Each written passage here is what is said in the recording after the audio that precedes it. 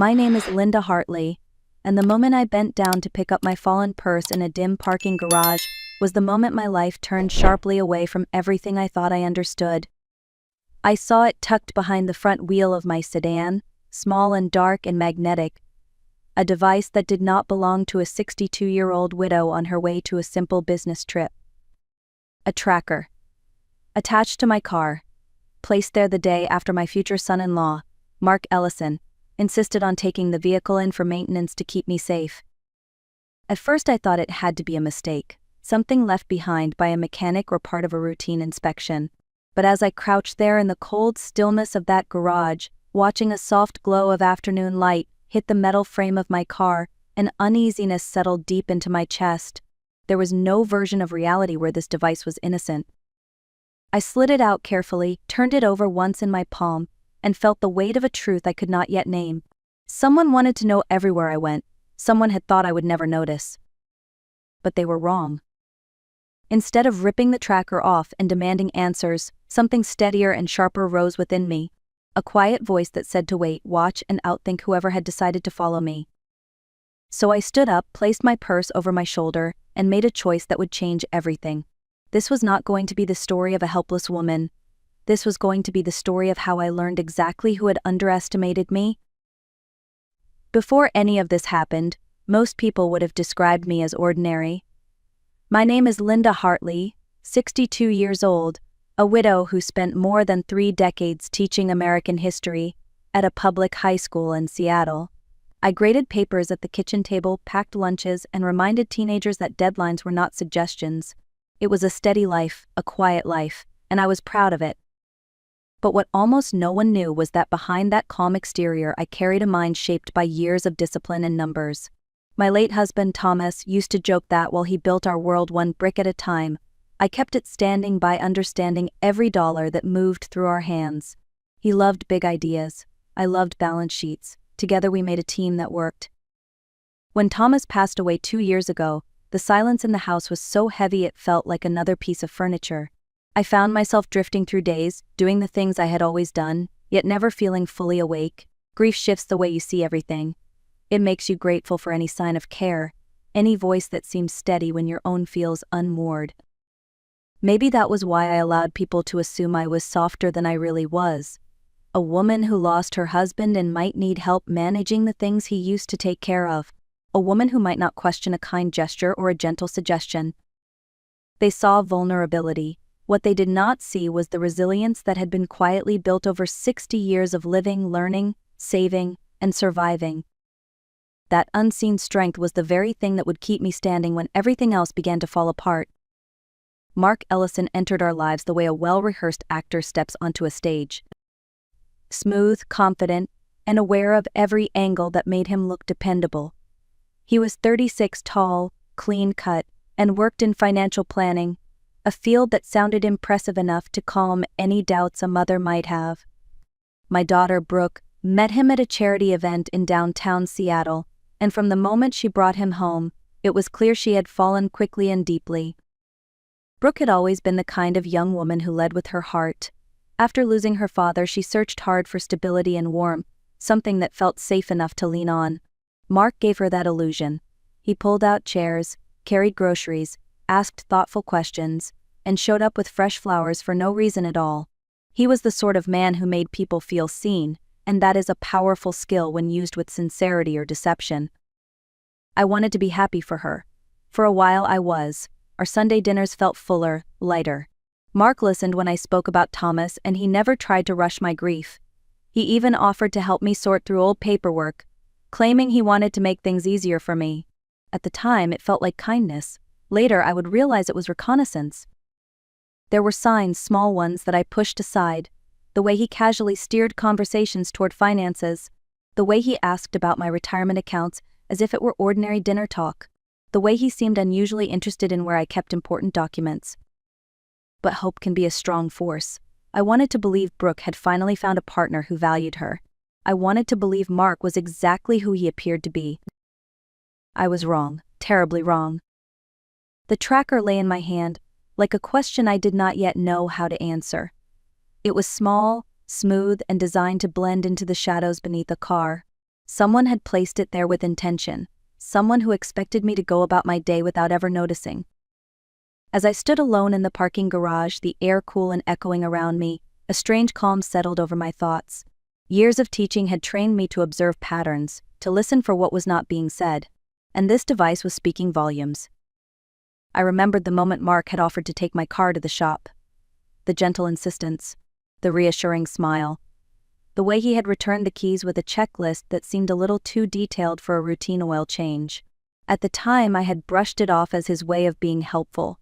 Now those memories rearranged themselves into something far more unsettling. Why would Mark, of all people, want to track me? I told myself there had to be a logical explanation. Perhaps he worried about my safety on long drives. Perhaps he misunderstood boundaries. Perhaps this had nothing to do with him at all. But even as I reached for possible excuses, my instincts whispered otherwise. This was not normal. This was not innocent. I slipped the tracker into my purse, keeping my expression neutral as I walked to my car. It was important not to react too quickly.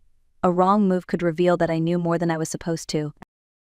Driving out of the garage, my hands trembled only slightly on the wheel. Suspicion had found its way into my life, quiet but undeniable. And I knew I could not ignore it. Once I understood the tracker was no accident, a different part of me awakened. It was the same steady resolve I used to rely on during chaos-filled school days, when 30 restless teenagers tried to test the limits of my patience. I had learned long ago that reacting out of fear rarely led anywhere good. What mattered was thinking clearly, moving deliberately, and never letting the other side know what you truly understood. So instead of confronting Mark or calling Brooke, I drove to a quiet corner of a truck stop just outside Seattle. The tracker rested in my purse, humming with possibilities I had never imagined would touch my life.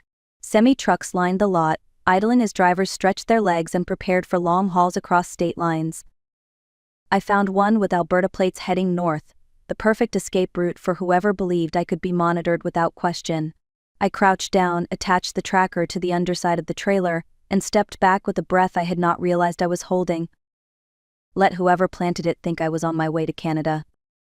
The moment the truck pulled onto the highway, carrying my supposed location across the border, I felt something shift inside me. I was no longer the woman being watched. I was the woman watching back. On the drive home, the pieces began forming a pattern that was difficult to ignore. Mark asking about my investments, Mark learning my schedule, Mark pushing Brooke to move in with me. None of it had seemed dangerous before. Now it glowed with meaning I could no longer dismiss. Someone had started a game with me. They had no idea I was prepared to play. The next morning began like any other. I brewed coffee, opened the curtains to a pale Seattle sky, and tried to steady the thoughts that had followed me through the night. The tracker was gone, carried north by a trucker who would never know he had already saved my life. I expected a day of waiting and watching, a day of quiet vigilance. What I did not expect was the phone call. A number from Alberta lit up my screen. I almost let it ring, assuming it was a wrong number, but something in me paused. When I answered, a calm, authoritative voice introduced himself as Sergeant Daniel Ward with the Royal Canadian Mounted Police. "Ma'am," he said, "we have detained a man at a rest stop outside Calgary. On his person we found a photograph of you, your home address, and detailed notes about your daily movements." For a moment the room around me blurred. I gripped the counter to steady myself. Sergeant Ward continued, "His name is Anthony Reyes. He claims he was hired to stage a kidnapping. He said the plan was to make your disappearance look real, then demand money from your family. According to him, the person who hired him promised a large payment upon completion. He only knows the employer by initials, M.E. The initials echoed in my mind like a warning bell. I asked the sergeant what Reyes had intended to do next. He replied, "He said he was waiting for confirmation that your car had reached the target location. Since it did not, he became suspicious." The truth settled slowly into place. This was not a misunderstanding. This was a plan. And whoever MME was, I already knew him. After the call ended, I stood in my kitchen with the quiet hum of the refrigerator filling the silence. I had just learned that someone intended to make me disappear, and the man hired to do it was now sitting in a Canadian jail cell. Fear was still there, but it no longer controlled me. Instead, a clear purpose rose to the surface. If someone had targeted me, then someone could be exposed. so I began assembling my own team. My first call was to Henry Cole, the accountant who had helped Thomas and me manage our finances for nearly 20 years. Henry was meticulous, a man who could spot a misplaced decimal from across the room. When I told him that I suspected someone had been meddling with my accounts, his voice sharpened. "Linda, give me a few hours. I will look at every statement from the last 3 years." Next, I contacted attorney Marissa Doyle, a woman whose calm confidence could steady even the most chaotic situation. I explained the tracker, the call from Alberta, and the initials ME. Marissa did not gasp or express shock. Instead, she said, "Linda, if someone is trying to manipulate your finances or your safety, we will find them. I will begin with a background check on Mark Ellison." The last call I made was to Sam Calder, a private investigator and former FBI field agent. Sam had a quiet way of reading between the lines. When I told him that someone had planted a tracker on my car, he did not hesitate. "I will follow him, Linda. I will watch everything he does. No one will know." By noon, 3 professionals were digging into the pieces of my life that I had always assumed were safe. Every hour they worked brought new clarity. Every report confirmed an unsettling truth. Someone had not only planned to take my freedom, they had already begun taking my money. And the initials ME were starting to look less like a mystery and more like a name I wished I had never let into my home. By the next afternoon, the pieces that Henry, Marissa, and Sam uncovered no longer formed a puzzle. They formed a confession, not spoken aloud, but written clearly in patterns of withdrawal, false identities, and a trail of ruined lives stretching across several states. Henry called first. His tone was measured, but the words carried weight. "Linda, someone has been moving money out of your accounts for nearly a year. Small withdrawals, timed to blend in with your regular expenses. The total is just under $30,000. Whoever did this knew your spending habits intimately." I thanked him, though my heart tightened. There was only one person who had recently taken such an interest in my records. One person who had insisted on helping me sort through old files. Marissa called next. Her voice was calm, but her words cut sharply. "Linda, Mark Ellison is not who he claims to be. His real name appears to be Miles Easton. He has used at least 3 identities over the past decade. He was dismissed from 2 financial firms for questionable interactions with older clients. Several civil complaints were filed, but none went to trial." I closed my eyes, letting the truth settle in. Miles, not Mark. A man with no past that could be verified, no friends from childhood, no family to speak of. A man who reinvented himself whenever the consequences grew too close. Then Sam delivered the final blow. "Linda, I followed him to a storage facility on the edge of the city. Inside his unit were boxes of financial statements, copies of identification documents, and files belonging to several women older than you. Based on what I saw, you are not his first target. You are at least the 5th. 5th. The word echoed. 4 other women had trusted him before me. 4 had watched their savings disappear while he smiled and pretended to care. In that moment, the fear I had been carrying transformed into something steadier, colder, and far more certain. I knew exactly who Miles Easton was, and now I knew what he had done. I spent the rest of that day preparing for a conversation I knew would mark a dividing line in my life. There would be the world before the truth and the world after it. What I needed most was clarity, and what Brooke deserved was honesty. So I called her and suggested a quiet dinner at my home, just the 3 of us. She sounded delighted. Miles, still going by Mark, accepted without hesitation. I roasted chicken, set the table with the china Thomas had given me on our 10th anniversary, and tried to steady the tremor beneath my ribs. This was my home, my table, my life. I refused to let fear claim any of it. Brooke arrived first, full of warmth and excitement, telling me about floral arrangements and guest lists. I listened, nodding, letting her enjoy a few moments of innocence before everything changed. When Miles stepped through the door, he wore the same polished smile he always carried, the one that had fooled all of us for so long.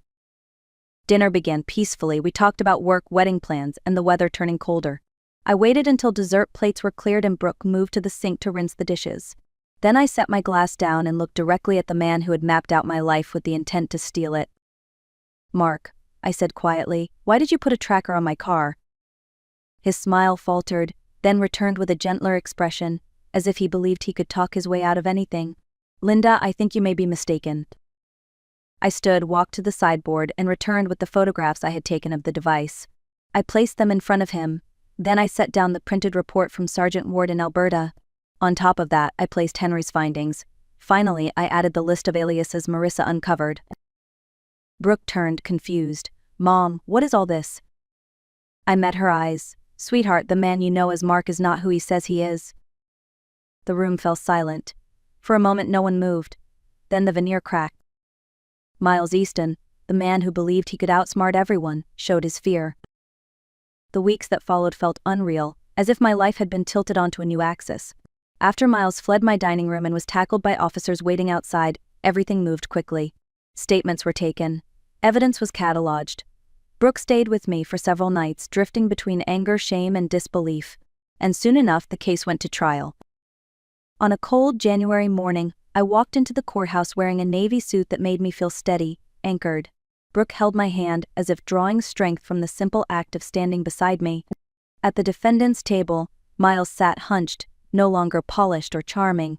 He looked smaller than I remembered, swallowed by a suit provided by the county. The prosecution presented the case with precision. They laid out the financial records, the tracker, the testimony from Sergeant Ward, the surveillance from Sam, and statements from previous victims who had once trusted Miles as completely as Brooke had. Every fact painted him not as a misguided man, but as a practiced predator. Then came the defense. Miles took the stand, shifting from contrition to accusation with unsettling ease. He claimed that I, of all people, had partnered with him. He insisted that I had discovered his schemes months earlier and agreed to remain silent in exchange for a share of the profits. He said that I had turned on him only when the Canadian arrest threatened to unravel our supposed partnership. Listening to him was like listening to someone describe a dream I had never had. His lies were layered, rehearsed, intricate in all the wrong ways. For a moment I felt a flicker of old fear. What if the jury believed him? But the prosecution understood something vital. A liar, when desperate, reveals far more than he intends. During cross-examination, every detail of his invented story began to collapse under the weight of simple questions. Questions only an innocent person could answer honestly. By the time he stepped down, the jury had seen exactly who Miles Easton truly was. And none of it resembled the man he pretended to be. When the verdict was finally read guilty on all counts, the courtroom seemed to exhale all at once. Miles Easton sat motionless, as if the weight of the sentence had pinned him to his chair. 26 years in federal prison. Restitution to every victim he had deceived. No opportunities left to reinvent himself or hide behind another borrowed name. For the first time in months, I felt my shoulders lower, not in victory but in release. Brooke and I walked out of the courthouse into a sky washed clean by winter rain. She slipped her arm through mine and said quietly, "Mom, we are going to be all right." It was not an apology. It was a promise. In the weeks that followed, we both worked to rebuild a sense of normalcy, yet something in me had shifted permanently. I could not forget the women whose lives had been stripped bare by Miles long before he reached mine. Their stories lingered with me, the fear in their voices, the uncertainty about how they would start over. I realized then that simply surviving was not enough. I needed to do something that mattered. So I founded the Hartley Foundation for Senior Financial Safety, a small but determined organization focused on teaching older adults how to protect themselves from financial predators. We hosted workshops, partnered with community centers, and built a hotline for those facing suspicious situations. Brooke took on the role of program director, her empathy turning into strength as she helped others navigate dangers she once knew too closely. Each month I met people who reminded me why this work mattered, people who had trusted the wrong person, people who believed they had to face their fears alone. I wanted them to know they never had to. Looking back now, it still amazes me how quickly an ordinary life can be thrown off its familiar path. One quiet afternoon, one fallen purse, one small device hidden beneath a car. Sometimes danger arrives softly, without warning, disguised as routine. And sometimes the person behind it is someone you once welcomed into your home with an open heart. But here's what I learned. Fear does not define us, what we choose to do next does. I learned that staying silent rarely protects us. Asking questions, even uncomfortable ones, can save our lives. I learned that age does not make us fragile. It makes us perceptive. It gives us the instincts that younger versions of ourselves never had the patience to listen to. And I learned that even the most carefully crafted mask can crack under the weight of the truth. If there is something I hope you carry with you from my story, it is this: trust your instincts. Notice the small things. And never believe that being underestimated is a weakness. Sometimes it is the greatest advantage you have. Today my life is quieter again, but not smaller. I work with people who remind me daily that resilience is not a dramatic moment. It is a steady choice, made again and again, to stand up even when the ground has shifted beneath you. Thank you for listening and for spending this time with me. If this story resonated with you, I hope you will like, share, and leave a comment below. Your voice might be the reminder someone else needs to hear today. And remember, you are stronger than you think, and you are never as alone as you fear.